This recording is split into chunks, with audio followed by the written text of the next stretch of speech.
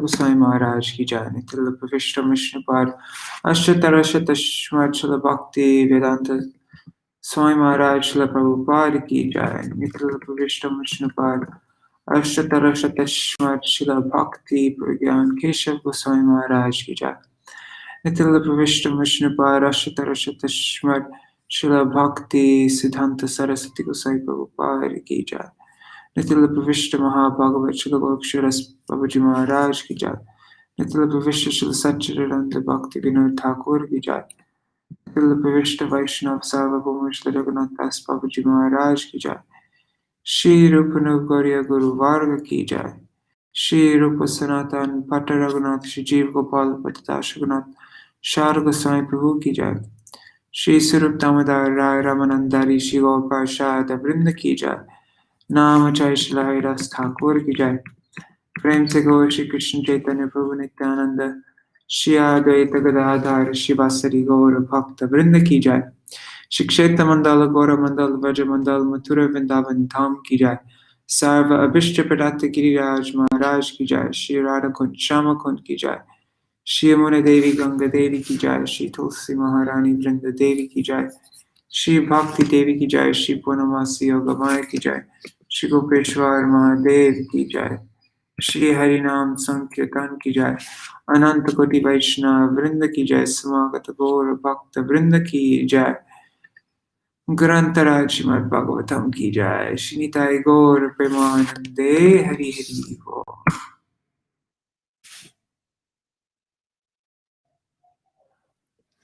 राधे राधे गर्गराज।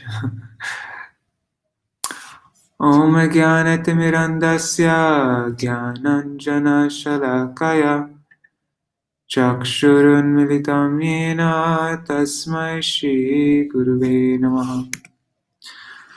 नमो विष्णुपदाय राधिकाय प्रियात्मने श्रीमद्भक्तिवेदान्त नारायणीति नामिने। नमो विष्णुपदाय कृष्णपृष्ठाय भूतले श्रीमते भक्तिवेदान्त स्वामिनिति नामिने। वंशकल्पतरुभ्यश्च कृपा सिन्धुभ्य एव च पतितानां पावनेभ्यो वैष्णवेभ्यो नमो नमः। नमो महावदन्याय कृष्णप्रेमप्रदायते कृष्णाय कृष्णचैतन्य नाम्ने गौरतिष्ठे नमः।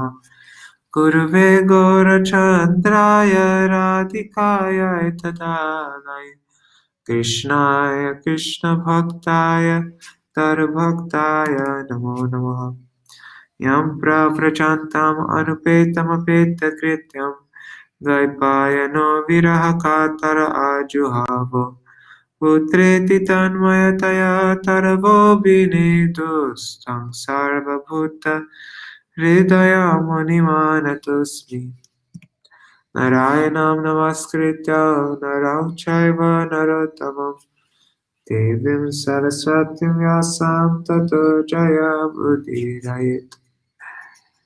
शृण्वतं स्वकथा कृष्ण पुण्यश्रवणकीर्तन हृदन्तस्तो ह्यभद्राणि विधुनोति सुहृत्सुतं। नष्टप्रयेष्वभद्रेषु नित्यं भगवत सेवया भगवत्युत्तमश्लोके भक्तिर्भवति नैष्टिकी। तवैवास्मि न जीवामि त्वया विना इति विज्ञाय राधे त्वां नायमं चरणन्तिकम्। भक्त्या विहीना अपराधलक्षाय क्षिप्ताष्टकामादितरङ्गमध्ये कृपामयि तं शरणं प्रपन्ना वृन्दे नमस्ते चरणारविन्दम्।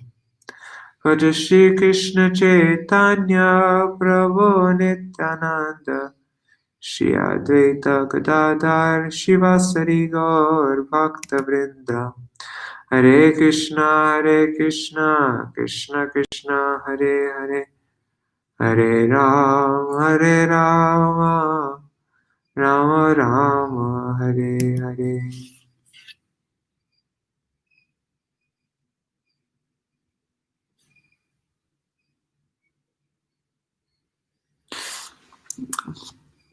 It says that nobody is watching right now. Anyhow, that is fine. For anybody who is watching later, at least, just letting you know that I'm not going to be reading so much today. It's going to be a very quick reading because, yeah, I'm pretty behind on sleep right now. Yesterday I went to sleep at 2 o'clock in the morning, and then I didn't really sleep that much in a day. I slept less than an hour in a day and just a few hours at night. And last night I went to sleep at 2:30 in the morning. And so slept, and I have a big day today. So anyways, I just didn't want to break the flow. Otherwise I probably would have canceled today's reading. But anyways, I'm just going to read a little bit and then, oops. Oh wait, I did this for a reason. Okay, so, yeah, just a small recap of what we read yesterday. And there's nobody here anyways, but for whoever's going to come and watch this later on.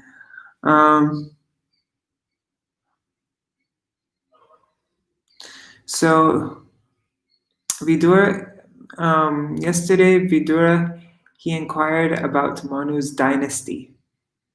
He said, please describe about the glorious dynasty of Swayambhuva Manu, whose progeny multiplied through procreation. Yes, how did Priyavrat and Uttanapad? So these, Swayambhuva Manu, he had 5 sons. 2 sons and 3 daughters. And so he asked,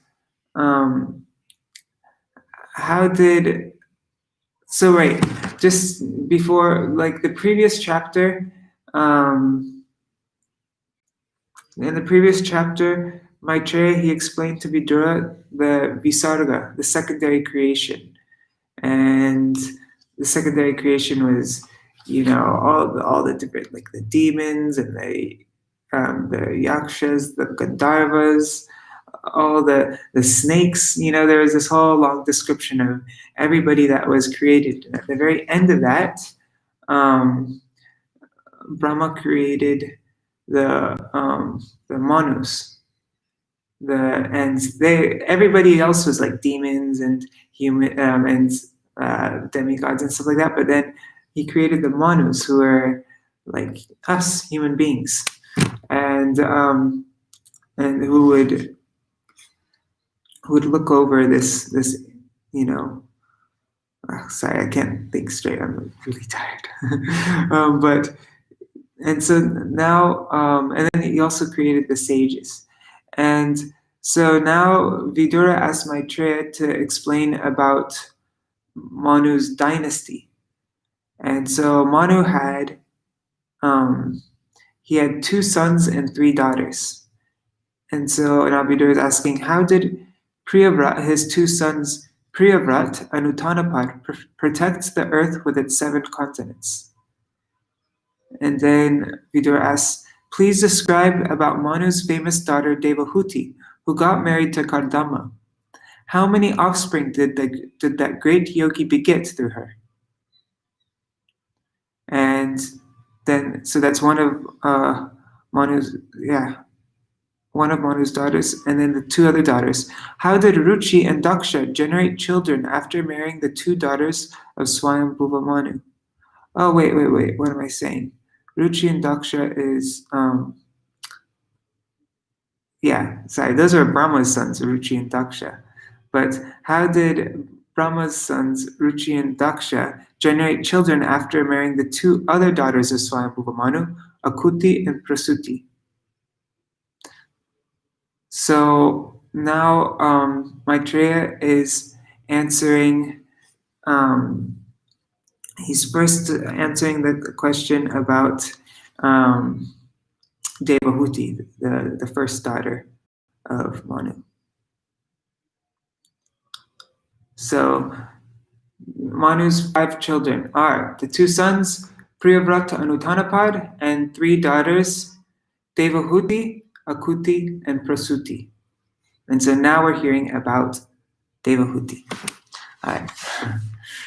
And so then yesterday, Maitreya explains to Vidura how Kardama, he performed austerity for 10,000 years.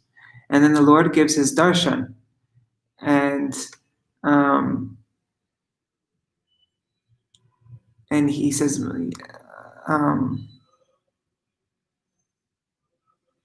sorry, and then sorry, this is going really slow.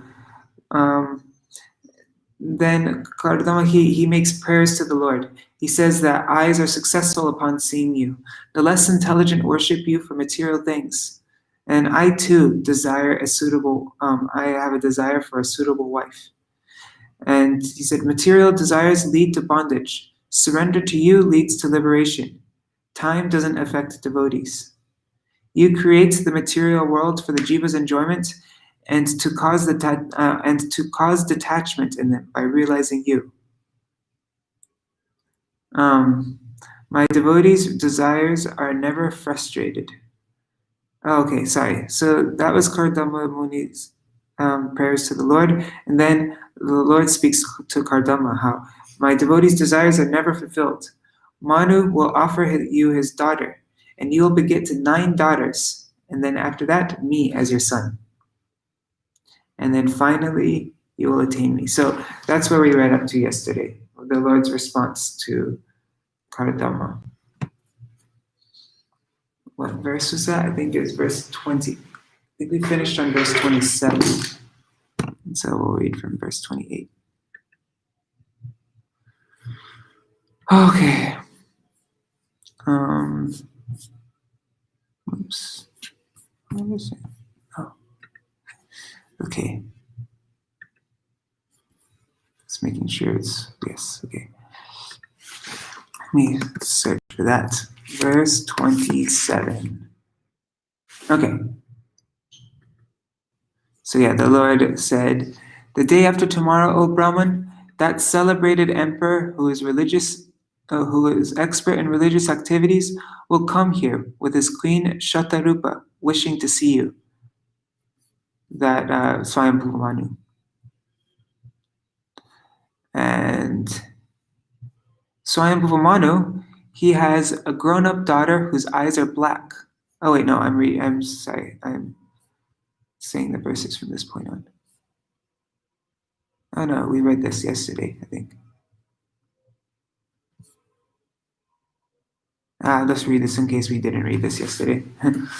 Atmajan asita pangem vayashila gunanvitan mrigayantem patem dasya dhanurupayate prabho. Swayambhuva Manu, he has a grown-up daughter whose eyes are black. She is ready for marriage, and she has good character and all good qualities. She is also searching for a good husband. My dear sir, her parents will come to see you, who are exactly suitable for her, just to deliver their daughter as your wife.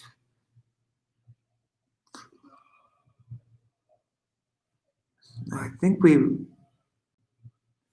did read this. This purport by Srila Prabhupada.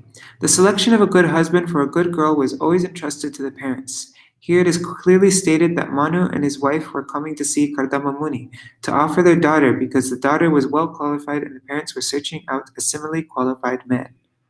This is the duty of parents. Girls are never thrown into the public street. Yeah, we already read this. Okay.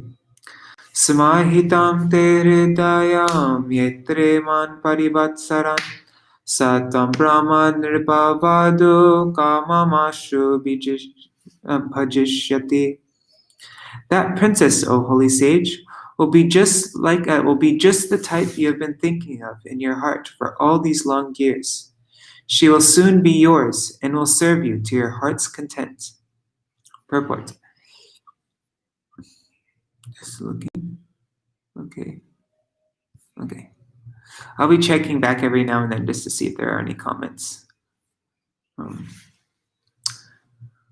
Purport. The Lord awards all benedictions according to the heart's desire of a devotee. So the Lord informed Kardama Muni. The girl who is coming to be married with you is a princess, the daughter of Emperor Swayambhuva, and so just suitable for your purpose. Only by God's grace can one get a nice wife just as he desires. Similarly, it is only by God's grace that a girl gets a husband suitable to her heart. Thus it is said that if we pray to the Supreme Lord in every transaction of our material existence, everything will be done very nicely and just suitable to our heart's desire. In other words, in all circumstances, we must take shelter of the Supreme Personality of Godhead and depend completely on His decision. Man proposes, God disposes. The fulfillment of desires, therefore, should be entrusted to the Supreme Personality of Godhead. That is the nicest situation. Kardama Muni desired only a wife, but because he was a devotee of the Lord selected a wife for him who is the emperor's daughter, a princess. Thus, Kardama Muni got a wife beyond his expectation. Oh my God! I just realized I started reading an hour early today. Oh my God, I'm so spaced out.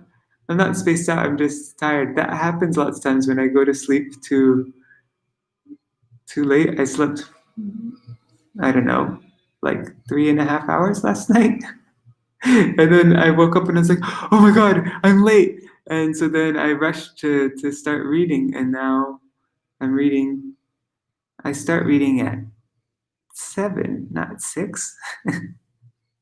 Anyhow, maybe I should just continue reading. I'm going to just continue reading. Sorry about that, guys. I've actually had this kind of thing happen a lot. Anyways. I've started Mangalarti before, like singing Guru Vashtakam in Mathura. I started singing the Guru Vashtak an hour before Mangalarti because of this kind of thing. And I have a few stories like this. Anyhow. Okay. Thus it is said that if we pray to the Supreme Lord in every transaction of our material existence, everything will be done very nicely and just suitable to our heart's desire. In other words, in all circumstances, we must take shelter of the Supreme Personality of Godhead and completely depend on His decision. Oh, I just read this. Man proposes, God disposes. The fulfillment of desires, therefore, should be entrusted to the Supreme Personality of Godhead. That is the nicest solution. Kardama Muni desired only a wife, but because he was a devotee of the Lord selected a wife for him who is the emperor's daughter, a princess. Thus, Kardama Muni got a wife beyond his expectation. If we depend on the choice of the Supreme Personality of Godhead, we will receive benedictions in greater opulence than we desire. It is also significantly noted here that Kardama Muni was a Brahmin, whereas Emperor Swayambhuva was a Kshatriya. Therefore, intercaste marriage was current even in those days. The system was that a Brahmin could marry the daughter of a Kshatriya, but a Kshatriya could not marry the daughter of a Brahmin. We have evidences from the history of the Vedic age that Shukracharya offered his daughter to Maharaj Yayati, but the king had to refuse to marry the daughter of a Brahmin. Only with the special permission of the Brahmin could they marry. Intercaste marriage, therefore, was not prohibited in the olden days, many millions of years ago, but there was a regular system of social behavior. 1 second, I just want to write something in this group.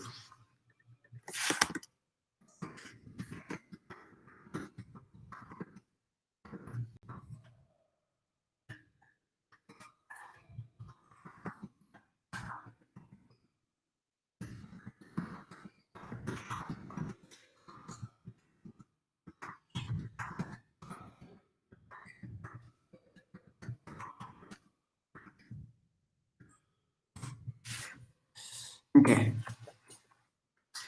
Yata atma vritam viryam navada prasavishyati viryeta dierishaya atasyantanjasatmana.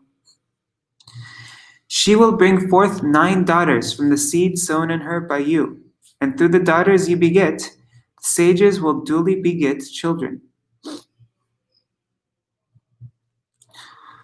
Tam cha samyaganushtaya nidesham ma ushattama maitirti kritashesha kriyarto mam prapatsyase. With your heart cleansed by properly carrying out my commands, resigning to me the fruit of all your acts, you will finally attain me. You will finally attain to me. Purport. The words Tirti Kritashesha Kriyarta are significant. Tirtha means a sanctified place where charity is given. People used to go to places of pilgrimage and give munificently in charity.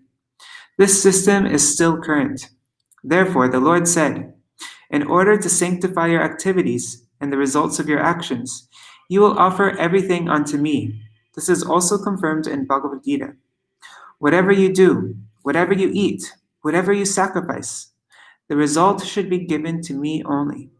In another place in Bhagavad Gita, the Lord said, I am the enjoyer of all sacrifices, all penances, and everything done for the welfare of mankind or society.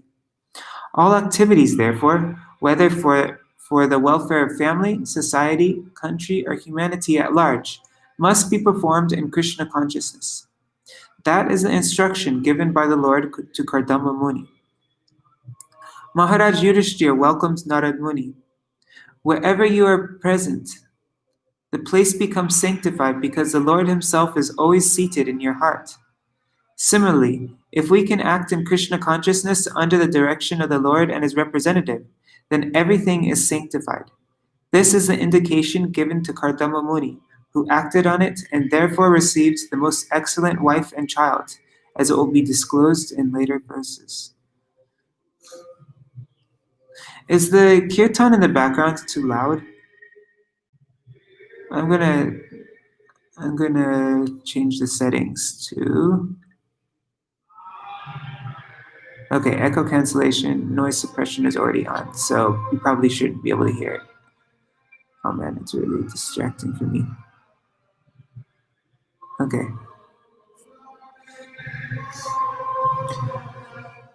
Kritva dayam cha jiveshu tattva cha bhayamatmavan mayatmanam sahajagar drakshyasyatmani chapimam. Showing compassion to all living entities, you will attain self-realization, giving assurance of safety to all. You will perceive your own self as well as all the universes in me, and myself in you. Purport. The simple process of self-realization for every living entity is described here. The first principle to be understood is that this world is a product of the Supreme Will. There is an identity of this world with the Supreme Lord. This identity is accepted in a misconceived way by the impersonalists. They say that the Supreme Absolute Truth, transforming himself into the universe, loses his separate existence. Thus they accept the world and everything in it to be the Lord. That is pantheism, wherein everything is considered to be the Lord. This is a view of the impersonalists. But those who are personal devotees of the Lord take everything to be the property of the Supreme Lord. Everything, whatever we see, is the manifestation of the Supreme Lord. Therefore, everything should be engaged in the service of the Lord. This is oneness. The difference between the impersonalist and the personalist is that the impersonalist does not accept the separate existence of the Lord, but the personalist accepts the Lord. He understands that although the Lord distributes himself in so many ways, he has his separate personal existence. This is described in Bhagavad Gita. The Lord says, I am spread all over the universes in my impersonal form. Everything is resting on me, but I am not present. There's a nice example regarding the sun and the sunshine. The sun, by its sunshine, is spread all over the universe, and all the planets rest on the sunshine. But all the planets are different from the sun planet. One cannot say that because the planets are resting on the sunshine, these planets are also the sun. Similarly, the impersonal or pantheistic view that everything is God is not a very intelligent proposal. The real position, as explained by the Lord himself, is that although nothing can exist without him, it is not a fact that everything is him. He is different from everything. So here also the Lord says, "You'll see everything in the world to be none different from me." This means that everything should be considered a product of the Lord's energy, and therefore everything should be employed in the service of the Lord. One's energy should be utilized for one's self-interest. That is the perfection of the energy. This energy can be utilized for real self-interest if one is compassionate. A person in Krishna consciousness, a devotee of the Lord, is always compassionate. He is not satisfied that only he himself is a devotee, but he tries to distribute the knowledge of devotional service to everyone. There are many devotees of the Lord who faced many risks in distributing the devotional service of the Lord to people in general. That should be done. It is also said that a person who goes to the temple of the Lord and worships with great devotion, but who does not show sympathy to people in general or show respect to other devotees, is considered to be a third-class devotee. The second-class devotee is he who is merciful and compassionate to the fallen soul.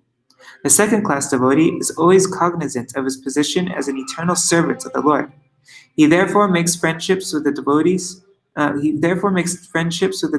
the Lord, acts compassionately toward the general public in teaching them devotional service, and refuses to cooperate or associate with non-devotees. As long as one is not compassionate to people in general in his devotional service to the Lord, he is a third-class devotee. The first-class devotee gives assurance to every living being that there is no fear of this material existence. Let us live in Krishna consciousness and conquer the nescience of material existence. It is indicated here that Kardama Muni was directed by the Lord to be very compassionate and liberal in his householder life, and to give assurance to the people in his renounced life. A sannyasi, one in the renounced order of life, is meant to give enlightenment to the people. He should travel, going from home to enlighten. The householder, by the spell of Maya, becomes absorbed in family affairs and forgets his relationship with Krishna. If he dies in forgetfulness, like the cats and dogs, then his life is spoiled. It is the duty of a sannyasi, therefore, to go and awaken the forgetful souls with enlightenment of their eternal relationship with the Lord and to engage them in devotional service. The devotee should show mercy to the fallen souls and also give them the assurance of fearlessness. As soon as one becomes a devotee of the Lord, he is convinced that he is protected by the Lord. Fear itself is afraid of the Lord. Therefore, what has he to do with fearfulness? To award fearlessness to the common man is the greatest act of charity. A sannyasi, or one who is in the renounced order of life, should wander from door to door, from village to village, from town to town, and from country to country, all over the world as far as he is able to travel, and enlighten the householders about Krishna consciousness. A person who is a householder but is initiated by a sannyasi has the duty to spread Krishna consciousness at home. As far as possible, he should call his friends and neighbors to his house and hold classes in Krishna consciousness. Holding a class means chanting the holy name of Krishna and speaking from Bhagavad Gita or Śrīmad Bhāgavatam. There are immense literatures for spreading Krishna consciousness, and it is the duty of each and every householder to learn about Krishna from his sannyasi spiritual master. There is a division of labor in the Lord's service. The householder's duty is to earn money because a sannyasi is not supposed to earn money, but is completely dependent on the householder. The householder should earn money by business or by profession and spend at least 50% of his income to spread Krishna consciousness. 25% he can spend for his family, and 25% he should save to meet emergencies. This example was shown by Rupa Goswami, so devotees should follow it. Actually, to be one with the Supreme Lord means to be one with the interest of the Lord. Becoming one with the Supreme Lord does not imply becoming as great as the Supreme Lord. It is impossible. The part is never equal to the whole. The living entity is always a minute part. Therefore, his oneness with the Lord is that he is interested in the one interest of the Lord. The Lord wants every living entity to always think about him, to be his devotee, and always worship him. This is clearly stated in Bhagavad Gita, Man Mana Pavamad Bhakta. Krishna wants everyone to think of him. Krishna wants everyone always to think of him. Everyone should always offer obeisances to Krishna. This is the will of the Supreme Lord, and devotees should try to fulfill his desire. Since the Lord is unlimited, his desire is also unlimited. There is no stoppage, and therefore the service of the devotee is also unlimited. In the transcendental world, where there is unlimited competition between the Lord and the servitor, in the transcendental world, there is unlimited competition between the Lord and the servitor. The Lord wants to fulfill his desires unlimitedly, and the devotee also serves him to fulfill his unlimited desires. There is an unlimited oneness of interest between the Lord and his devotee. That's really, I like this purport. Sahaham svangshakalaya tvaidviryena mahamune tavakshetre devabhutyam praneshye tatta sanghitam. O great sage, I shall manifest my own plenary portion through your wife, Devahuti, along with your 9 daughters, and I shall instruct her in the system of philosophy that deals with the ultimate principles or categories.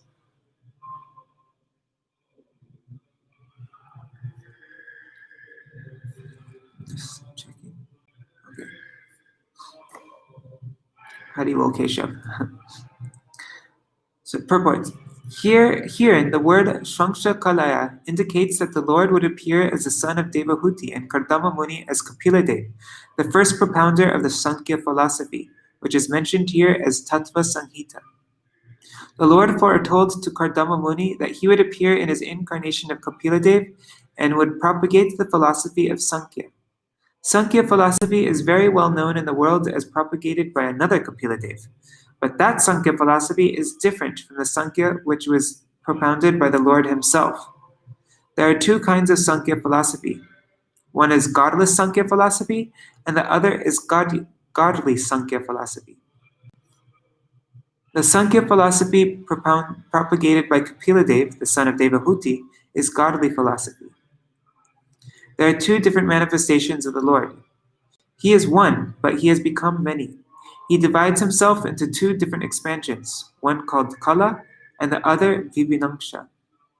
Ordinary living entities are called Vibhinangsha expansions, and the unlimited expansions of Vishnu Tattva, such as Vaman, Govinda, Narayan, Pradyumna, Vasudeva, and Ananta, are called Svangsa Kala. Svangsa refers to the direct Svangsa refers to a direct expansion. And Kala denotes an expansion from the expansion of the original Lord. Baladev is an expansion of Krishna, and from Baladev, the next expansion is Sankarshan. Thus, Sankarshan is Kala, but Baladev is Svangsha. There is no difference, however, among them. This is very nicely explained in Brahma Samhita 546. Dipachireva hidashantaramabhyupeta. With 1 candle, one may light a 2nd candle, and with the 2nd, a 3rd, and then a 4th. And in this way, one can light up thousands of candles, and no candle is inferior to another in distributing light. Every candle has the full potential candle power. But there is still the distinction that 1 candle is the first, another is a 2nd, another is a 3rd, and another is a 4th. Similarly, there is no difference between the immediate expansion of the Lord and his secondary expansion. The Lord's names are considered in exactly the same way. Since the Lord is absolute, his name, his form, his pastimes, his paraphernalia, and his quality all have the same potency.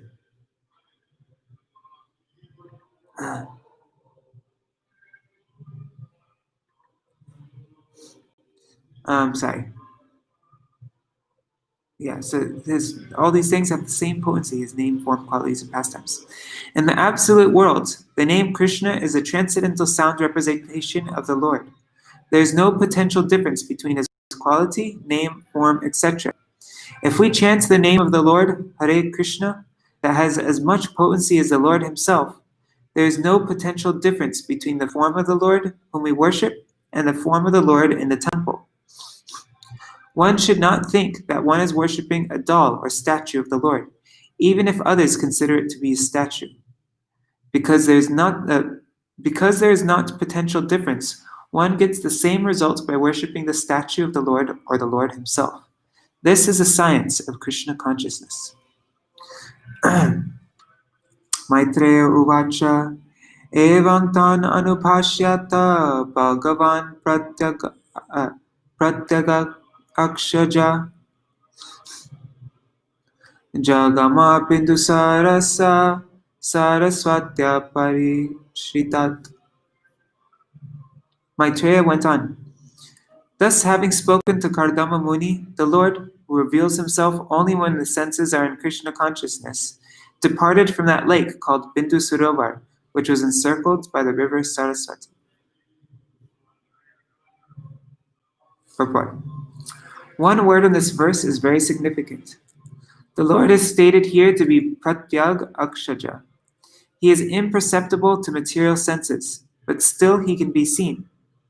This appears to be contradictory. We have material senses, but how can we see the Supreme Lord? He is called Atokshaj, which means that he cannot be seen by the material senses. Akshaj means knowledge perceived by material senses. Because the Lord is not an object that can be understood by speculation with our material senses, he is also called Ajita. He will conquer, but no one will conquer him. No one can conquer him. What does it mean then that he still can be seen? It explains that no one can hear the transcendental name of Krishna, no one can understand his transcendental form, and no one can assimilate his transcendental pastimes. It is not possible. Then how is it possible that he can be seen and understood? When one is trained in devotional service and renders service unto him, gradually one's senses are purified of material contamination. When one's senses are thus purified, then one can see, one can understand, one can hear, and so on. The purification of the material senses and the perception of the transcendental form, name, and quality of Krishna are combined together in one word, Pratyag Akshaja, which is used here. Nirikshitastasya yaya vashesha siddheshwarabhishtuta siddhamarga akarnayan patra ratendra pakshar ucharitam stomam udirna sama. While the sage stood looking on, the Lord left by the pathway leading to Vaikuntha, a path extolled by all great liberated souls. The sage stood listening as the hymns forming the basis. The sage stood listening as the hymns forming the basis of the Samaveda were vibrated by the flapping wings of the Lord's carrier, Garuda. Whoa. Purport. In the Vedic literature, it is stated that the two wings of the transcendental bird Garuda, who carries the Lord everywhere, are two divisions of the Samaveda known as Brihat and Ratantara. Garuda works as the carrier of the Lord. Therefore, he is considered the transcendental prince of all carriers. With his two wings, Garuda began to vibrate the Samaveda, which is chanted by great sages to pacify the Lord. The Lord is worshipped by Brahma, by Lord Shiva, by Garuda, and other demigods with selected poems. And great sages worship him with the hymns of the Vedic literatures, such as the Upanishads and Samaveda. These Samaveda utterances are automatically heard by the devotee when another great devotee of the Lord, Garuda, flaps his wings. It is clearly stated here that the sage Kardama began to look to the path by which the Lord was being carried to Vaikuntha. It is thus confirmed that the Lord descends from his abode Vaikuntha in the spiritual sky and is carried by Garuda. The path which leads to Vaikuntha is not worshipped by the ordinary class of transcendentalists. Only those who are already liberated from material bondage can become devotees of the Lord. Those who are not liberated from material bondage cannot understand transcendental devotional service. In Bhagavad Gita, it is clearly stated, Yatatam apisidhanam. There are many persons who are trying to attain perfection by striving for liberation from material bondage. And those who are actually liberated are called Brahma Bhuta or Siddha. Only the Siddhas, or persons liberated from material bondage, can become devotees. This is also confirmed in Bhagavad Gita. Anyone who is engaged in Krishna consciousness or devotional service is already liberated from the influence of the modes of material nature. Here it is also confirmed that the path of devotional service is worshipped by liberated persons, not the conditioned souls. The conditioned soul cannot understand the devotional service of the Lord. Kardama Muni was a liberated soul who saw the Supreme Lord in person, face to face. There is no doubt that he was liberated, and thus he could see Garuda carrying the Lord on the way to Vaikuntha, and hear the flapping of his wings vibrating the sound of Hare Krishna, the essence of the Samaveda. Atta samprastite shukle kardama bhagavan rishi astisma bindusarasi tankalam pratipalayan. Then, after the departure of the Lord, the worshipful sage Kardama stayed on the bank of Bindu Sarovar, awaiting the time of which the Lord had spoken.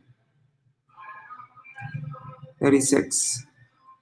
Manusyandan astaya shatakomba parichadam arobhya swang duhitaram sabharya paryatam mahin. Swayambhuva Manu, with his wife, mounted his chariot, which was decorated with golden ornaments. Placing his daughter on it with them, he began traveling all over the earth.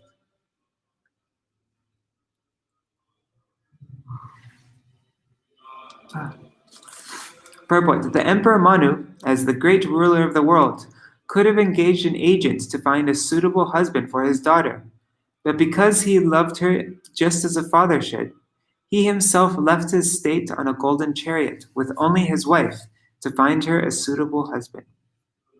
We're going to end with this verse here. Tasman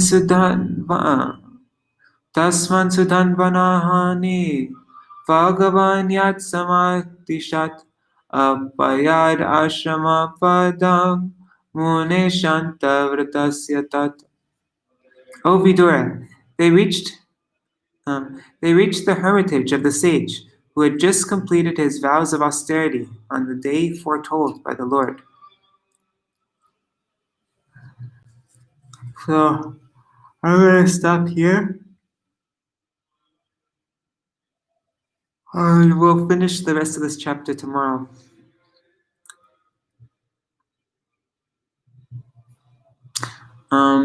One second.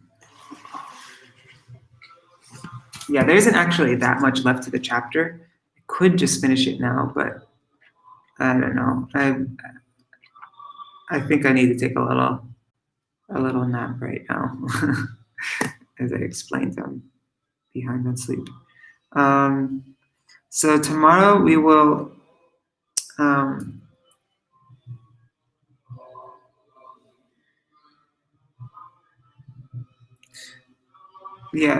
so the rest of the chapter is verses 38 to 44 is a description of Bindu Sarovar. Bindu Sarovar contains the Lord's tears, surrounded by beautiful trees, creepers, birds, and animals. And then Kardama receives Manu. It explains the bodily appearance of Kardama, exchange of respect, And Kardama glorified Manu as a responsible king and inquired the reason for his visit. And he already knows because the Lord already told him. That's interesting. So we'll finish the chapter tomorrow and also read a bit from chapter 22. All right. Hare Krishna, Krishna Krishna, Hare Hare, Hare Rama, Rama Rama, Hare Hare. Hare Krishna, Krishna Krishna, Hare Hare, Hare Ram, Ram Ram, Hare Hare. Hare Krishna, Krishna Krishna, Hare Hare, Hare Ram, Ram Ram, Hare Hare. Hari Bol, Hari Bol, Hari Bol, Nitai, Nitai Gaur, Hari Bol, Nitai Gaur, Hari Bol, Hari Bol, Hari Bol, Nitai Gaur, Hari Bol. Jai Shri Guru Gauranga Gandhari Ki Giridhari, Shri Radha Vinod Bihari Ju Ki Jai, Shri Govinda Gopinath Maran Mohan Ju Ki Jai, Nitya Vishnu Vishnupad Ashrit Arashit Shmad, Srila Bhakti Vedanta Narayan Goswami Maharaj Srila Gurudev Ki Jai, Nitya Vishnu Vishnupad Ashrit Arashit Shmad, Srila Bhakti Vedanta Vaman Goswami Maharaj Ki Jai, Nitya Vishnu Vishnupad Ashrit Arashit Shmad, Srila Bhakti Vedanta Vaman Goswami Maharaj Ki Jai. Nityalapa Vishnu Vishnupad Ashritara Shmad Srila Bhakti Vedanta Swami Maharaj Srila Prabhupada Ki Jai. Nityalapa Vishnu Mahabhagavat Srila Bhaksharas Babaji Maharaj Ki Jai. Nityalapa Vishnu Srila Satchidananda Bhakti Vinod Thakur Ki Jai. Nityalapa Vishnu Vaishnav Sarvabhauma Srila Jagannathas Babaji Maharaj Ki Jai. Shri Rupano Gauriya Guru Varga Ki Jai. Shri Rup Sanatan Bhatta Raghunath Shri Jiva Gopal Padadasha Raghunath Sharda Goswami Prabhu Ki Jai. Shri Sarup Damodar Rai Ramanandari Shri Gaur Parshad Vrinda Ki Jai. Nama Jai Shri Haridas Thakur Ki Jai. Prem Se Gaur Shri Krishna Chaitanya Prabhu Nityananda Shri Advaita Gadadhar Shri Vasari Gaur Bhakta Vrinda Ki Jai. Shri Kshetra Mandal Gaur Mandal Vaja Mandal Mathura Vrindavan Dham Ki Jai. Sarva Abhishya Pradata Giriraj Maharaj Ki Jai. Shri Radha Kund Shama Kund Ki Jai. Shri Muna Devi Ganga Devi Ki Jai. Shri Tulsi Maharani Vrinda Devi Ki Jai. Bhakti Devi Ki Jai, Shri Purnamasi Yogamaya Ki Jai, Shri Gopeshwar Mahadev Ki Jai, Shri Harinam Sankirtan Ki Jai, Ananta Koti Vaishnava Vrinda Ki Jai, Samagata Gaur Bhakta Vrinda Ki Jai, Grantharaj Śrīmad Bhāgavatam Ki Jai, Shri Nitai Gaur Premanande Hari Hari Bo, Vrindai Tulsi Devai, Priyai Krishna Vasacha Krishna Bhakti Paradevi Satyavataya Namo Namaha, Vansha Kalpatarubhyascha Kripa Sindhubhya Vacha, Patitanam Pavanebhyo Vaishnavebhyo Namo Namaha. Thank you for joining me an hour early. I mentioned, right? I did. I do this I've done this so many times. When I go to sleep very late, and I go to sleep worried that I'm not going to be able to wake up in time. And so then I wake up. When I wake up in a panic because I kind of went to sleep worried. And then when I look at the clock, I don't really look at what hour it is. I look at the minutes more than the hour. And so then I start an hour early. I mentioned, right, I did this once during Kartik time. I would lead the morning kirtan. And I'd lead the morning bhajans in the morning program, and I would start after Mangalarti. But I woke up, I went to sleep really late that day, and then I woke up and I looked at the clock, and I was like, "Oh my God, I'm late!" And I ran to the temple room, and then I started. I think I set up the. Did I set it? No, I didn't set up the mic. I just started singing the morning kirtan program, and then in the middle of my singing, I sang most of the kirtans, and then in the middle of my singing, Tirthapad Prabhu on the mic, he started doing Jai Dhwani, and he started like singing over my voice, and I was like, "What is he doing? I'm singing right now. Why is he doing Jai Dhwani?" And then all of a sudden, I noticed that they were about to start Mangalarti, and I looked at the clock, and I started an hour early. And I did that also in Mathura once, an hour before Mangalarti. at like 3 o'clock in the morning, I started singing Guru Vashtakam on the mic. And then when I finished singing Guru Vashtakam and Pranamami Sura Prabhupada Param, I noticed that I started, and it wasn't 3 o'clock, it was, I don't remember what time, it was maybe like 3:30 or something like that. But then I noticed that I was an hour early. Anyways, this is something I do when that happens. Okay, Haribol, thanks for joining me. Hare Krishna.